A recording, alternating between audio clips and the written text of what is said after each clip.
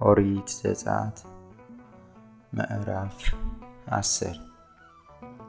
እግዚአብሔርም ሙሴን እኔ እግዚአብሔር እንደሆንሁ ታውቁ ዘንድ በግብፃውያን ያደረግሁትን ነገር ያደረግሁባቸውንም ተአምራቴን በልጅህ በልጅ ልጅህም ጆሮች ትነግር ዘንድ ይህችንም ተአምራቴን በመካከላቸው አደርግ ዘንድ የእርሱን የባሪያዎቹንም ልብ አደንድኛለሁና ወደ ፈርዖን ግባ አለው።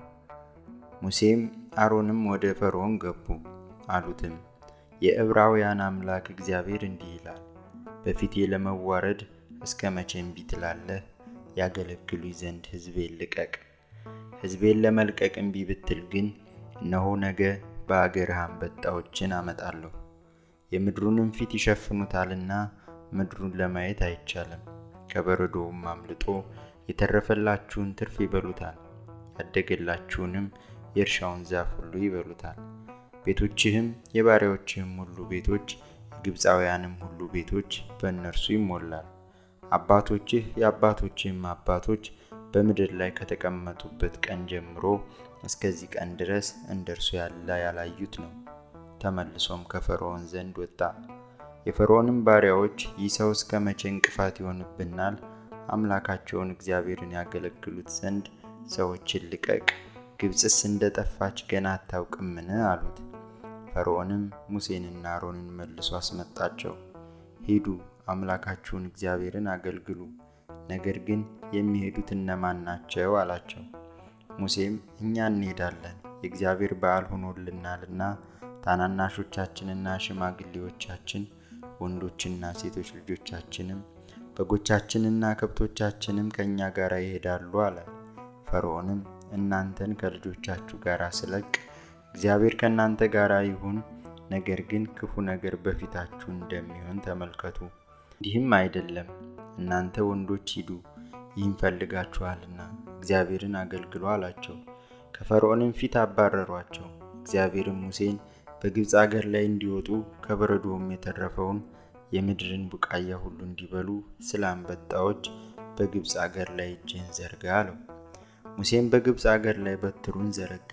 እግዚአብሔርም የምስራቅን ነፋስ ያን ቀን ሁሉ ሌሊቱን ሁሉ አመጣ። ማለዳም በሆነ ጊዜ የምስራቁ ነፋስ አንበጣዎቹን አመጣ። አንበጣዎችም በግብፅ አገር ሁሉ ላይ ወጡ፣ በግብፅም ዳርቻ ሁሉ ላይ ተቀመጡ፣ እጅግም ብዙ ነበሩ። ይህንም የሚያህል አንበጣ በፊት አልነበረም፣ ወደፊትም ደግሞ እንደርሱ አይሆንም። የምድሩንም ፊት ፈጽመው ሸፈኑት፣ አገሪቱም ጨለመች። የሀገሪቱም ቡቃያ ሁሉ በረዶውም የተወውን በዛፉ የነበረውን ፍሬ ሁሉ በሉ። ለምለም ነገርም ዛፍም የምድር ሳርም በግብፅ አገር ሁሉ አልቀረም። ፈርዖንም ሙሴንና አሮንን በፍጥነት ጠራ። አምላካችሁን እግዚአብሔርን እናንተንም በደሉ።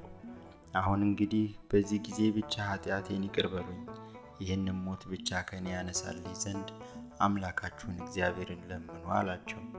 ሙሴም ከፈርዖን ፊት ወጣ፣ ወደ እግዚአብሔርም ለመነ። እግዚአብሔርም ከምዕራብ አውሎ ነፋሱን አስወገደ፣ አንበጣዎችንም ወስዶ በቀይ ባህር ውስጥ ጣላቸው።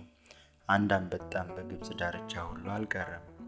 እግዚአብሔር የፈርዖንን ልብ አጸና፣ የእስራኤልንም ልጆች አልለቀቀም።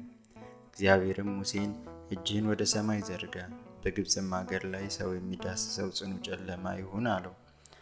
ሙሴም እጁን ወደ ሰማይ ዘረጋ፣ በግብፅም አገር ሁሉ ላይ ጽኑ ጨለማ 3 ቀን ሆነ። ማንም ወንድሙን አላየም። 3 ቀንም ሙሉ ከስፍራው ማንም አልተነሳም። ለእስራኤል ልጆች ሁሉ ግን በተቀመጡበት ስፍራ ብርሃን ነበራቸው። ፈርዖንም ሙሴን ጠርቶ ሂዱ እግዚአብሔርን አገልግሉ፣ ነገር ግን በጎቻችሁንና ከብቶቻችሁን ተዉ፣ ልጆቻችሁ ደግሞ ከእናንተ ጋር ይሄዱ አለው። ሙሴም አንተ ደግሞ ለአምላካችን ለእግዚአብሔር የምንሰዋው መስዋዕትንና የሚቃጠል መስዋዕትን ትሰጠናለህ። አምላካችንን እግዚአብሔርን ለማገልገል ከእነርሱ እንወስዳለንና ከብቶቻችን ከእኛ ጋር ይሄዳሉ፣ አንድ ሰኮናም አይቀርም። አምላካችን የምናገለግለው ምን እንደሆነ ከዚያ እስክንደርስ አናውቅም አለ። እግዚአብሔር የፈርዖንን ልብ አጸና፣ ሊለቃቸውም አልወደደም። ፈርዖንም ከእኔ ዘንድ ሂዱ፣ ፊቴን ባየበት ቀን ትሞታለህና ፊቴን እንዳታይ ተጠንቀቅ አለው። ሙሴም እንደተናገርክ ይሁን፣ ፊትህን ገና አላይም አለ።